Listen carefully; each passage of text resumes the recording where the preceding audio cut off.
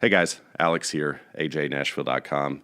Part 2 of the FNG podcast from last week. FNG? Still have Mr. Brad Stinson in the house and What up? Luis, however you want to say it. Yeah. So, anyways, I just wanted to carry on. You know, we were having some really good conversation, had to cut it kind of short. You know, the one big thing that we didn't get a chance to do in the first podcast is let you speak, the new guy. So, just like anything, I know you have some questions. Go ahead and fire away. I'm sure between myself and Brad. First off, tell us your story. Who are you, and how did you get here? Like, My story. did you come with a caravan? Or did you float? I'm going to have all kinds of fucking messages where they're like, that was dude, racist. You don't have a listener base. Shut up. Yeah, that's right. I forgot about that. Sorry for the 8 people that are listening. Right. I have 4, so I mean. Hey, you're doing good. You're double me, man. You're doing good. Go ahead. Well, let's see where I came from. I came from Dallas, Texas. Moved here in December of last year, 2018. And I was in the military when I was 17, joined when I was 17. Spent about 10 years active duty, 3 deployments. Where to? Iraq and Afghanistan. 2 to Iraq, 1 to Afghanistan. Where at in Iraq? Iraq, Fallujah, Baghdad. What year Fallujah? You're probably like 08 after it's built up with all the McDonald's and Pizza Huts. No, 2003 to 2005. I'm kidding. I never giving you went shit, to a a little McDonald's branch down rivalry. there, though. When the heck did they build a McDonald's? I didn't see. I haven't seen it. I've never seen it. Me neither. I've been told by the one-eyed man that there's now a McDonald's in Fallujah, which, dude, seemed like that always happened. We go in, fuck shit up. Yeah. Engineers would come in, rebuild it. McDonald's. McDonald's. Pizza Hut. Subway. Right. It was always McDonald's a bullshit Haji food. You know, it was always a bullshit Haji'd out McDonald's and pizza. I mean, it was great having something American. Don't get me wrong. Right. When you're over there. But Jesus, I was dying for a Big Mac. Yeah. Oh, That's why they build the McDonald's It first. didn't taste the same. No, it was like Different goat. beef. It was like goat So they have meat. different meat. It was Yeah. like, camel. Camel meat, I think. I mean, is camel good? Not really. Well, it's got to be better You actually than... ate camel? Yeah. What the fuck's wrong with you? You've eaten camel before, too. Camel toe. You girls. Sorry, Shannon. Anyways, so now back to Luis and where he started. I'm sorry, Louis. Louis, we got to 3 throw in deployments. that white part. Got out of the active duty in 2010. And How was that got a transition, degree. man? I would say it was pretty rough. Yeah. You know, It's something nobody talks about, you know? each position I went to, it just didn't seem like there was a team there. Exactly. Yeah. I'm used to having a Well team. put. You know, that's pretty much it. There was no team effort. It was all about yourself. Yeah, and what always amazed me is how easily somebody's feelings got hurt. People have feelings? Yeah. Like, Could you holy imagine? shit. I found it very hard to talk to people Yes. because people don't like.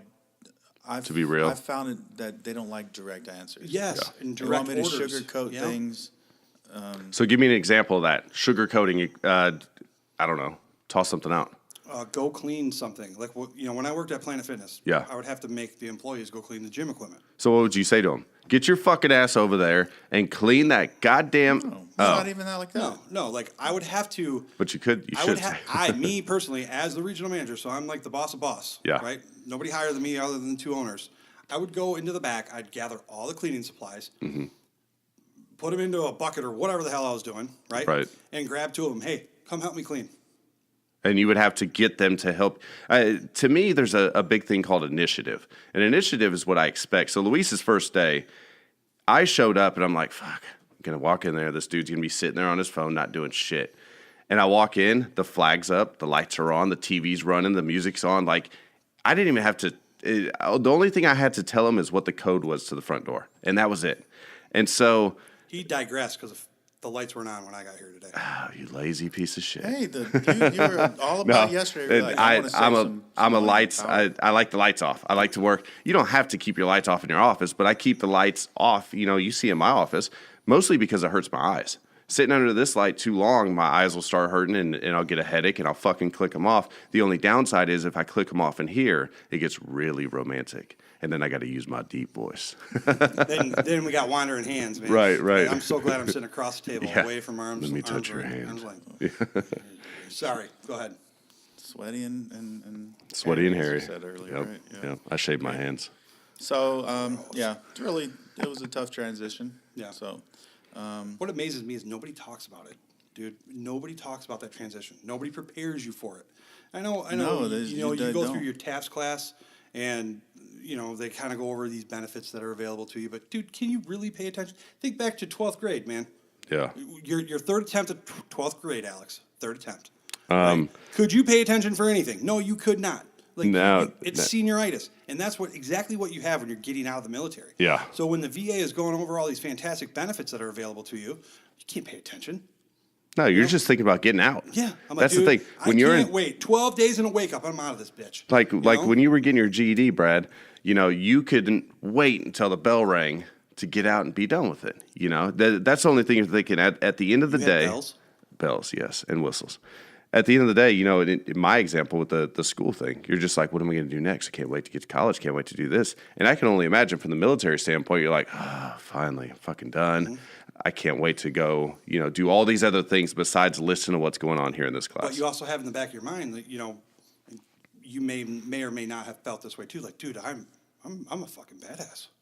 I just went to war twice. Yeah. I'm alive. I'm going home. I felt very lucky. So things and I then, went through. And then you get home, and dude, just reality slaps you in the face like a 10-foot cock. Like, oh my God, I was not expecting that. Like my brothers are no longer living in the house. Right. My friends are all graduated from college, and I'm going into the bar expecting to see them, and they're not. They're there. gone. Yeah. Like, where the fuck are they? Yep. They're buying homes, having babies, getting engaged, getting married. And Life has continued to Yeah. circulate while you were gone. That's But in my head, time stopped. As stupid as that sounds, right? And every time I say that, every veteran's like, dude, you're fucking nailed it. Right. Because time didn't stop, even though in our heads it did. So when I left, I was 22. I came back at 26. And And sucks too is that you're keying on your point there is that time's stopped or continued for them. Well, time is restarting for you because Yeah. you're having to reground yourself in another life. exactly. Yeah. I'm 26 years old. I'm moving back in with my parents. I'm no further along than I was when I was 18. Actually, I'm a step behind because now I don't have a fucking job. right. Right? Right. And now I'm feeling like a piece of crap because I'm so far behind everybody else. Mm-hmm. Everybody's graduated, and I have 4 years of school ahead of me, and I don't have any love interest. I have nothing going for me. That was like my rock bottom. And that's where veterans get stuck. Yeah. And typically it takes about a half a year to hit that bottom. And once they hit that bottom, you either get stuck Because there. you hit that high when you come back, and your buddies that are still there, they're like, "Oh, welcome back. Let's go out. Let's have a beer. Let's do this." The girls they're are there. like, "Oh, you went to war. Let me, do this with you." me But sucky. right, but it eventually drifts off. And I say that because I had a buddy that got deployed with the first wave of people when they invaded Iraq, and when he came back, it was 15 months later, and this dude, you could tell he was different. You could tell that he wasn't the same person that went, that he had seen some things. He's with the first wave, and he was military police, so his job was guarding these high-level security people. But regardless, everyone shows up at the welcoming, ceremony when they come back, and it's all bells and whistles, and let me take you to dinner, and let's do this, and let's have a party, and come over, and let's blow shit up, and let's have a good time. And then 3-4 weeks after being back, he's just another person. Now him and I were really close friends, and so that didn't take place between us, but you see everybody kind of drift back into their hole of where they were at when their life was before. And just like you said, from a civilian standpoint, this is where I think this is very valuable on my end, because I've seen people come back from a civilian standpoint, like you said, you've moved on, you're done with school, you're working this new job, you're doing this, and they come back and they're like, I ain't got a fucking job. Is UPS hiring? I need something. And you're over here like, dude, I just bought a brand new car and you got to check this out. And he's like, I got $38,000 that I saved while I was overseas, but this guy was gone for 15 months and put away $38,000. And I'm looking at like, damn, you risked your life for 38 grand, hazard paid and everything else. We didn't risk our life for the money. We did it for I get that. our buddies. Right. No, and I get that. And that's the biggest thing. And that's what people don't understand. Now, I know as an American, I have a responsibility to look out for those people. The buddies that come back, you have to be the person they can pick up the phone and call at 3 o'clock in the morning when shit's fucked up in their head or they're feeling alone or whatever the case may be. Because once the party and everything settles down and they drift back into their mode of things, it's very different. You know, and like I said, I gathered that from a civilian side with having friends that have deployed. We were shooting off bottle rockets and shit one night. It was 4th of July, and they're highly illegal in Iowa to do. But no, we're shooting them off, and we're having a good time, and my buddy's there with us. Police come, and 3 of the 4 police officers that arrived had served with him overseas. And they're looking at him like, you piece of shit, why aren't you doing anything? We're cops now. What are you doing? You know? And so there's that guilt from them, too, because they're back on the horse, and he's over here trying to figure out what's going on. You know, so it shouldn't have been perceived that way. It should have been, look, dude, there's light at the end of the tunnel. Right. You know, but it's easy to misread things. Yeah. Especially when you're in that low mindset. Right? I'm talking about what they verbally said. Now, bear in mind, he went with that's different, man. He went early on where, you know, the veteran suicide level wasn't to where it is now. And, you know, early on in the game before people started realizing that, hey, these guys are coming back and they're having to deal with shit that maybe prior wars they didn't have to deal with. Quick story. I don't mean to steal your time, but I served with a guy. He re-enlisted, and he was on the Marine Corps bodybuilding team. I didn't even know that was a fucking thing. Okay? So he finally gets out. He gets hired in at the NYPD. There was this viral photo that was going around of this hunky NYPD police officer drinking a Red Bull, leaning against his car, right? One of the dudes from our unit got wind of it, screenshotted it, posted it on Facebook, and tagged all of us and said, look at how gay Pimentel looks. Yeah. And it was a dude that we serviced, so of course we came running from the hills. Right. And we just all piled on and just totally made fun of this dude. Yeah. And he went viral, you know, like he's a big time name now. Right. You know, but we were all piling on like, oh, remember when he got the shits from eating too many Vienna sausages in Egypt? And, you know, like we're telling all these stories, man, but that's just how we roll. Yeah. You know, we just bust each other's balls. So back to the transition. Okay. Well, where was I? There I was, balls deep in grenade pins. With a Vienna sausage hanging out of my mouth. You can't stop laughing. That's one hell of a way to break me in. Right. Oh, boy. Okay, so, I got out in 2010. The bad thing is that I got out and it was an immediate divorce, like right before I got out of the military. So it's kind of the reason why I exited when I could have easily done another 10 years. I got my easily. Okay. Well, I'm just kidding, man. Totally kidding. He don't know what to say now. Now you done fucked him up, Brad. Way to go. I'll just sit back here. Brad's really good at leave leave the new guy alone. I'm gonna eat my orange crayon. Bradley, yeah. So it's in his pocket. You didn't notice that I had those colored pencils at my desk, and now there's some missing. It wasn't. My daughter's gonna be pissed, by the way. There was a 12-pack of colored pencils, and now it's like a 8-pack. So Brad's been over there chewing on them. But nom nom nom nom nom. Anyway, so transitioning, divorce. Now you're here in Nashville. I'm going to accelerate the story a little bit because I want to get to where we are now. The transition thing, I think that's a good separate podcast because there needs to be some light on it. But more importantly than light, it doesn't need to be something where I put you on the spot and I'm like, hey, boom, how did it feel to transition? And you're like, oh, fuck, I wasn't prepared to talk about this today. I'm prepared. You're prepared. And we could talk about that in a separate podcast. That'd be great because I think other people would see some great benefit in, hey. Fast forwarding to Nashville. Hey, how'd you get to Nashville? I'm talking. So Daddy he swam to Nashville. I'm just kidding. Swam to Nashville. No, you owned a trucking company or a I was service. doing a hotshot service trucking company. Yeah. I wanted to break out and not work for anyone anymore. Which is always a good plan. And Typical veteran. Yep. Taking leadership and shit. Yeah, I don't want to see that. You damn leaders. But damn you and your initiative. Right. It ended up failing in February of 2018, and then after that, it was really, really hard to find a job. Yeah. It's really hard to put down that you're a business owner on your resume. And people didn't want to help me. You know, yeah. like, it's hard. It's a hard thing to overcome. Right. And so was really drawn back about it, but I was constantly looking for a job. Couldn't find one. Found one working for a internet company, basically designing Pornhub. blueprints, permits, stuff like that. Porn. Right. You see that black couch over there? He's made it so it's It's a single 1.5 clicks away person. from Black Cox. Single person. I mean, it's not a single person couch; it's 2 chairs. But it's the So it's dividers. chairs now, it's not a the couch. divider's there so you don't touch each other. Anyways, carry on. Oh, God. So no, but here's the thing. So from a business standpoint, we've all failed at something. Failed business to me is I look at it. Hey, at least you took the initiative Yes. to go out there to start to do something besides work for somebody else. And if you take that as a learning lesson and you say, okay, what did I do well? 1, 2, and 3. What did I not do so well? A, B, and C. And if you break those things out, it's a learning lesson. Anybody that Absolutely. started successful anything, here's the thing, the mortgage industry, we get to restart our business every month.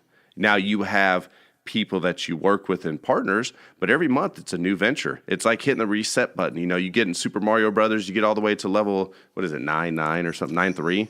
Anyways, you get all the way to the end and somebody comes by and hits, boom, reset, start over. You're like, fuck, now I got to do it better this month. So I like that, but carry on. So business fell apart, moved to Nashville, internet company, Pornhub. Now you're here. Right. Now I'm here. Well, you know how I met you. Yeah. So Met we you were through on John. Tinder. Oh, yeah, that's right. Tinder. I'm kidding. Is I'm it a joking. Humper or Grinder or something like that? I don't know. I'm not sure. But no, I mean, things come together and you saw something different, and there's opportunity in you. That was one thing throughout the hiring process that we talked about was, we're not going to hire some just Joe Schmo that's not going to do the job and do it well. We're not looking to fill a seat here. We're looking to put a person in a seat that's willing to do what it takes to be successful and that wants to see themselves grow to something bigger. It's not about what can you do for me because I can do this by myself. Well, it's difficult, but I can. Hold on, dude. No. According to our conversations that we've had. It's difficult, but I can manage to do this. The big thing is, bitching and crying and well, yeah, complaining. I'm high No maintenance. way. I'm high maintenance. What do you expect? But having somebody that's charged up to do it with you and that can help with the production portion of it while they're learning, that's invaluable. Absolutely. I didn't want a person that we sat in a seat and said, hey, here's your monthly income, and you sit there and take orders and just do what you got to do. It's not about that because you have to have that desire to grow. Yep. And I want to see you personally, and I'll say this to the audience because I want the audience to hear this too. I want to see you. Time. Here we go. Yeah, I want to see you in 12 to 16, maybe even 18 because maybe you're just not as fast as a learner as we thought you were. But where you're out originating deals and you're providing for your family and you're giving yourself bigger opportunity and you're no longer the production partner, but you're the business partner. And then you take on, and the stuff we've done for the past, 2 day and a half, basically, you train somebody else to do. Because ultimately that somebody else is going to be responsible for your business and my business. And we need somebody that's high speed. So, looking at that in the future, that's something we don't have a limitation here. Your limitation is going to be you. If in 12 months you're still sitting here and you're like, man, I'm still doing loan officer assistant work, that's your fault. Well, I'm hoping to fast track this and have that done before next year. I'll play the devil's advocate. Take that with a grain of salt, man. I mean, I appreciate the mindset, but there is no easy button. All right. This business is something that you will not see immediate results. No. And that frustrated the absolute shit out of me when I first started. Yeah. Things that you're doing right now, you will not see the results for at least 30 days. So what I do when I originate is I look at a 45-day forecast. So when I'm working this month, I'm looking at, hey, these are deals that aren't going to close in April. So you have January, February, March, April, May. These are deals that are going to close towards the end of May, beginning of June. And so I have to look at that because you figure a contract's 30 days. Well, with that contract, you got to get somebody that's pre-approved. You got to work with that agent to get a pre-approved person that goes out to find a home. And these timelines are only going to get longer. So as more homes sit on the market and less people qualify for mortgages, they're going to sit longer. Right. And so you have to always be looking for something new. If you're starting the beginning of April and you're like, all right, I've really got to put some deals together for April. You're way too fucking you're late. behind the curve, man. You're talking June now. Yeah, by that time, the pee is running down your leg by the time you're hitting the bathroom door. So you're done. So like the way I look at it is the videos that I drop every week, right? So if I drop one right now, I will not see the results for it until next month at this time. Yeah. You know, if that, right? I mean, it could be even longer than that. Because once you put something out in the digital world, you never know when you're going to get a hit. Right. Right? I mean, there could be somebody that stumbles upon your YouTube channel in 6 months and they watch your very first video. You're like, dude, why'd you watch that one? That one sucked. Watch this one. Way better. They comment on it and they're like, wow, that was an awesome video. You're like, ho, wait till you see the other ones. The new stuff. Right. Know? Wait till you see where I learned how to use iMovie. Yeah. Or in your case, whatever. OBS. Yeah. Whatever non Good straight stuff, people yeah. use. Free. So. Yeah, the free good stuff. Yeah. But no, dude, you know, I look forward to seeing where you go. You know, I can tell you got a good, Thank you. good head on your shoulders, even though you're a hua. I can only sit here and giggle because I can't make those jokes. Like I'm over here like, get him, Brad. Tell him he sucks. That's what I'm going to do. For any time in the future when I want somebody to make fun of him, I'm going to call you and I'm going to put you on speakerphone. I'll be like, all right, talk shit to him now. Just zip it. Just calm your tits there, hua. So, No, I mean, it's a very rewarding, career.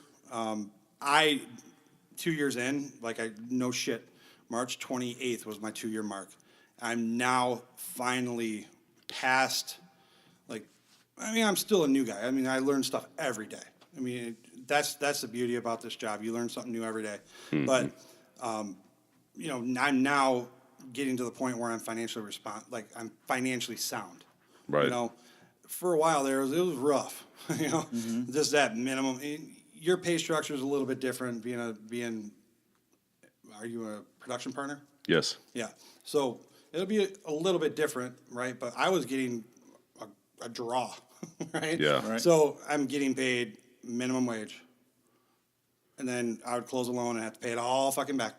Wait, you weren't getting $15 an hour? No. I was just talking about the increase in minimum wage. Sorry, bad joke. This is in California, bro. Right. Well, We just increased to $9.45. the good thing about California is $15 an hour. You ain't getting shit out there for that much. No, you're Everything not. out there is You're so not even gonna expensive. rent. Right. Yeah. You're gonna be like, McDonald's is where I eat every fucking night. You know what's weird is and where I sleep. When I still talk to some dudes that are still in, and they live out in Camp Pendleton, and Yeah. they're talking about buying a house together. Yeah. 3 Marines, because they can't qualify on their own. They can't qualify with 2 Marines.